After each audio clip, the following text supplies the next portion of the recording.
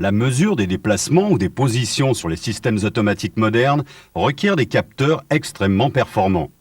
Que ce soit sur des systèmes d'observation scientifique comme ce grand télescope, sur des appareils de transport terrestre, maritime ou aérien, ou sur des machines de production, les qualités demandées aux capteurs de position et de déplacement sont toujours les mêmes: fiabilité et précision.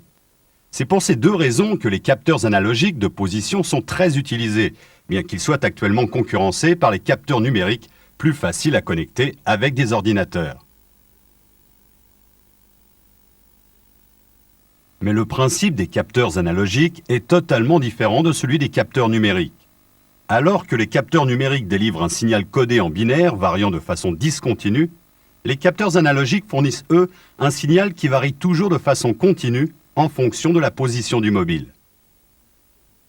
Sur les systèmes mécanisés traditionnels, comme les machines-outils, l'opérateur mesure les déplacements ou les positions des mobiles de la machine à l'aide d'une règle ou d'un tambour gradué, généralement muni d'un vernier pour améliorer la précision. C'est une mesure directe qui nécessite quelques manipulations de la part de l'opérateur.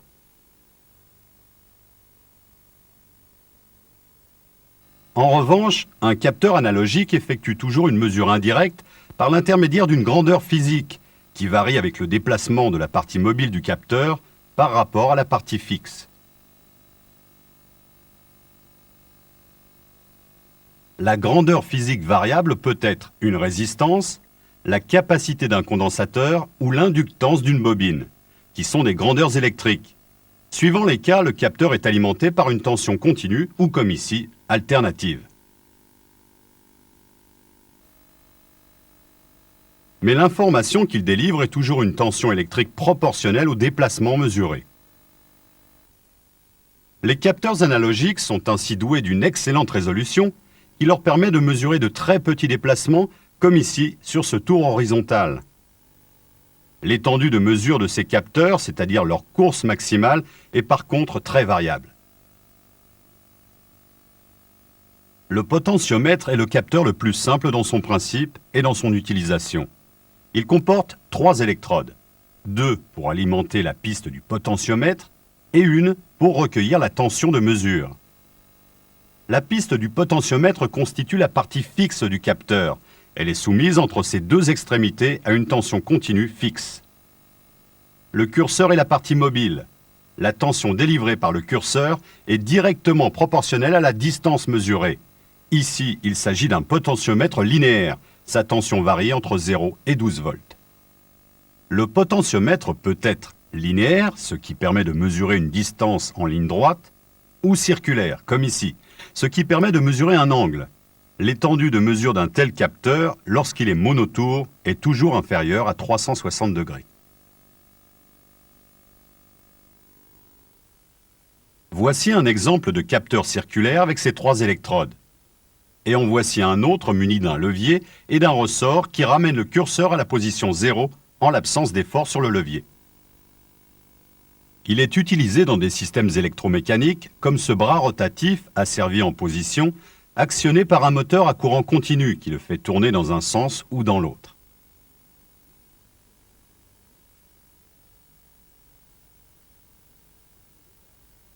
Le potentiomètre lié au bras délivre à la partie commande une tension qui est à l'image de la position du bras, permettant ainsi l'asservissement du système. Les potentiomètres de précision peuvent aussi intervenir dans des ensembles plus complexes, comme ce porteur de robot à 3 axes. Chaque axe est pourvu du même type de capteur. Dans le cas présent, la piste du capteur est solidaire de la poulie crantée qui permet la mise en rotation du bras. Ce potentiomètre mesure un angle sur un seul tour.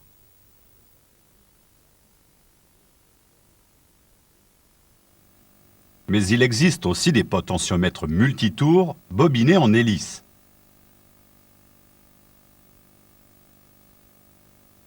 Les potentiomètres ont l'avantage d'être très économiques et très faciles à la mise en œuvre. Le conditionnement du signal délivré par le capteur se réduit généralement à 2 fonctions.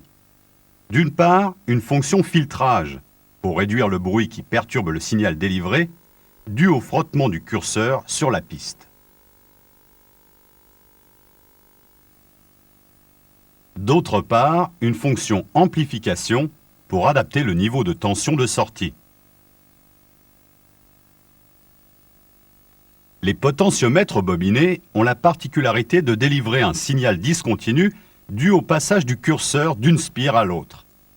Ceci limite leur résolution, c'est-à-dire la valeur du plus petit déplacement mesurable. On peut améliorer cette résolution en diminuant le diamètre du fil de la bobine ou en augmentant le nombre de spires.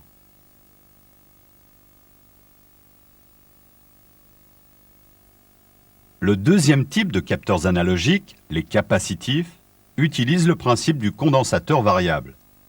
Il est constitué de deux armatures conductrices, parallèles et séparées par un isolant.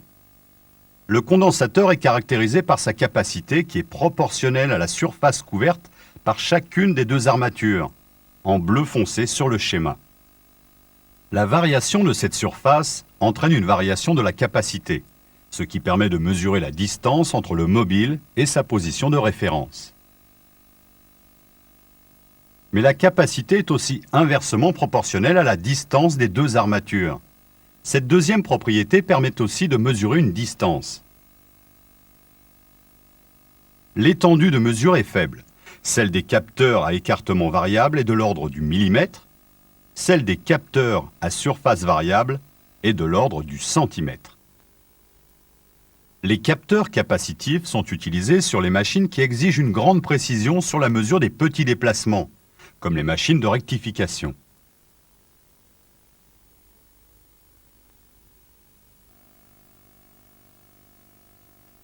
Voici maintenant la famille des capteurs inductifs, très utilisés dans l'industrie aéronautique ou navale. Nous en présenterons trois: le résolveur, l'inductosine et le transformateur différentiel ou LVDT.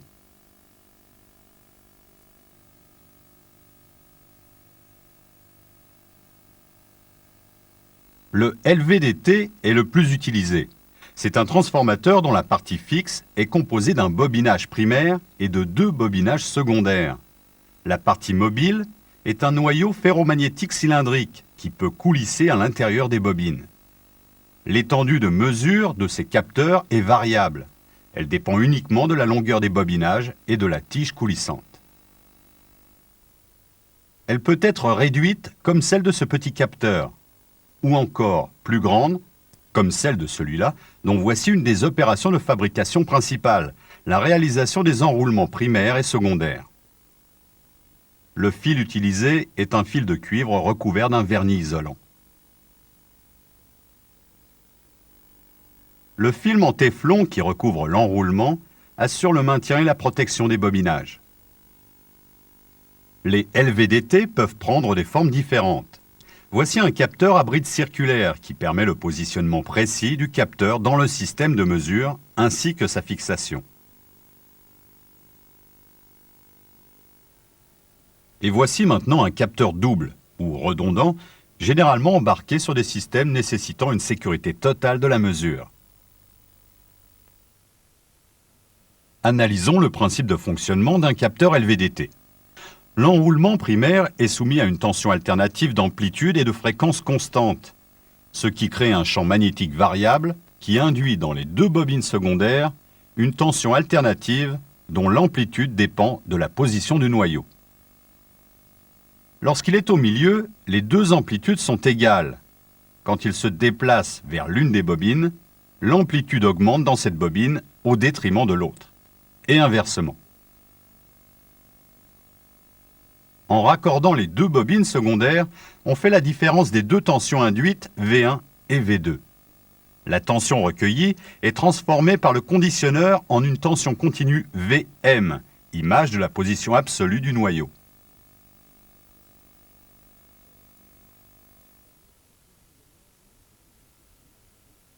Mis à part une étendue de mesure relativement limitée, les capteurs LVDT présentent beaucoup d'avantages. L'alimentation est électriquement isolée du signal de mesure. La résolution est excellente et la mesure s'effectue pratiquement sans frottement.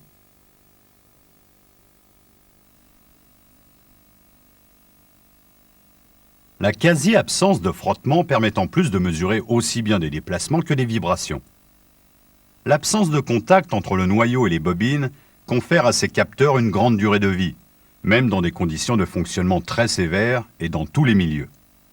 Ces qualités justifient leur usage dans les avions.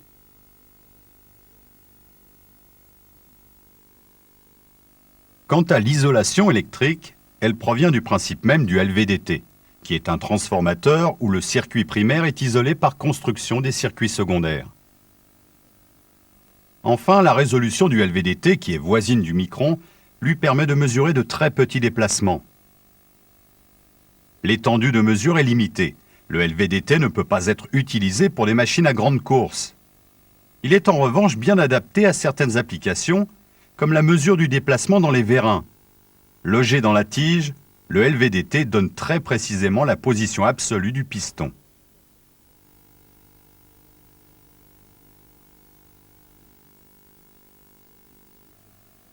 Voici le deuxième type de capteur inductif, le résolveur. C'est un capteur de grande précision et de grande fiabilité. Ces qualités en ont fait très longtemps un des principaux capteurs des machines à commande numérique et des systèmes asservis en général. Il reste très présent sur certaines machines de production, sur les avions et sur les machines nucléaires. Le résolveur est un capteur de position angulaire qui comporte dans sa version la plus simple une partie fixe, le stator, et une partie mobile, le rotor. L'enroulement du stator constitue l'induit. Celui du rotor constitue l'inducteur. Il est alimenté en tension alternative par l'intermédiaire de balais qui frottent sur des bagues. L'amplitude de la tension alternative recueillie sur l'induit croît ou décroît en fonction de l'angle.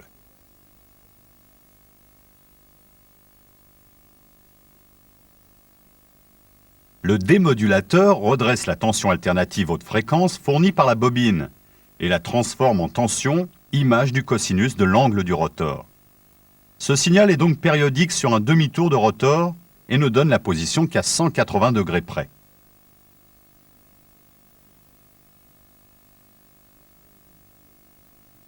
Les résolveurs industriels comportent un deuxième bobinage au stator.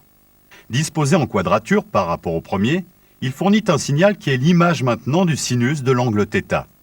Ces deux signaux sont nécessaires pour connaître la valeur de l'angle du rotor entre 0 et 360 degrés. La visualisation à l'oscilloscope montre l'évolution des deux signaux fournis par un résolveur. Ces deux signaux sont déphasés de 90 degrés.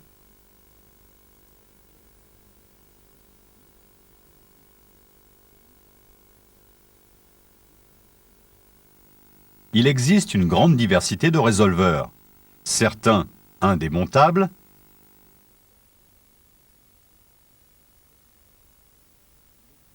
d'autres démontables, d'autres encore sans balai sont alimentés par un transformateur tournant. Le troisième type de capteur inductif est l'inductosine. Il peut être linéaire ou angulaire. Cependant, l'inductosine linéaire est le plus utilisé. En voici le principe de fonctionnement.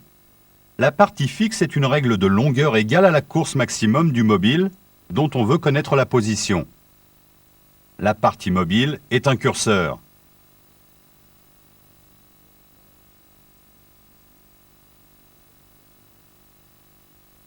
Sur une machine de production, la règle est solidaire du bâti, tandis que le curseur est fixé sur un chariot. La règle n'est rien d'autre qu'un circuit imprimé. C'est un support isolant sur lequel a été réalisé par gravure le circuit électrique.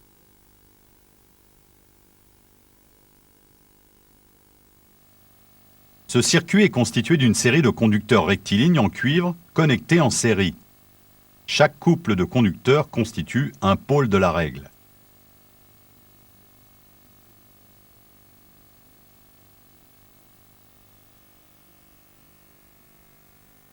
La distance entre deux pôles est appelée pas. Le pas d'une règle inductosine est en général compris entre 1 et 2 mm. Le curseur est fabriqué sur le même principe. Il est constitué de deux circuits imprimés distincts, beaucoup moins longs, mais de pas identiques.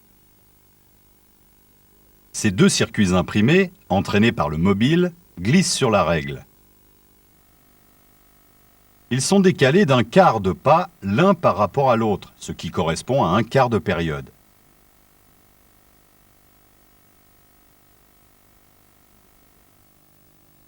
Le circuit de la règle du capteur, relié à un générateur de tension haute fréquence, crée autour de chaque conducteur un champ magnétique alternatif. Comme dans le résolveur, ce champ induit une tension alternative dans chaque circuit du curseur, dont l'amplitude est fonction de la position du curseur. Pour chaque circuit du curseur, la tension démodulée, recueillie à la sortie du conditionneur, est une tension périodique sur toute la longueur de la règle et continue. La valeur de la tension est fonction de la position du curseur. Voici maintenant l'évolution du signal fourni par les deux circuits du curseur en fonction de la distance mesurée. Vous pouvez remarquer que ces deux signaux sont décalés d'un quart de période. On peut ainsi, en utilisant ces deux signaux, mesurer non seulement la position, mais encore détecter le sens de déplacement. La connaissance de la position absolue du curseur nécessite cependant le comptage du nombre de pas entre le curseur et l'origine de la règle. Ces calculs sont effectués par des circuits électroniques.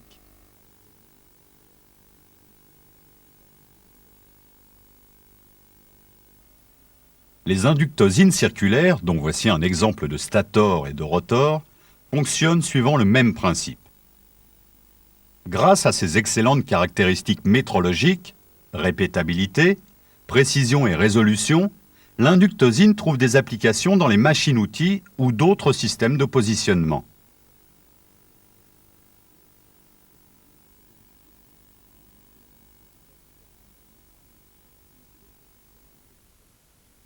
Capteurs résistifs ou capacitifs, LVDT, résolveurs, inductosines ou capteurs incrémentaux, la liste des appareils mesurant une position est longue. Le choix de l'un ou l'autre pour une application donnée dépend des performances requises. Certains systèmes demandent en effet précision et fiabilité, d'autres plutôt une grande étendue de mesure, d'autres encore une excellente linéarité.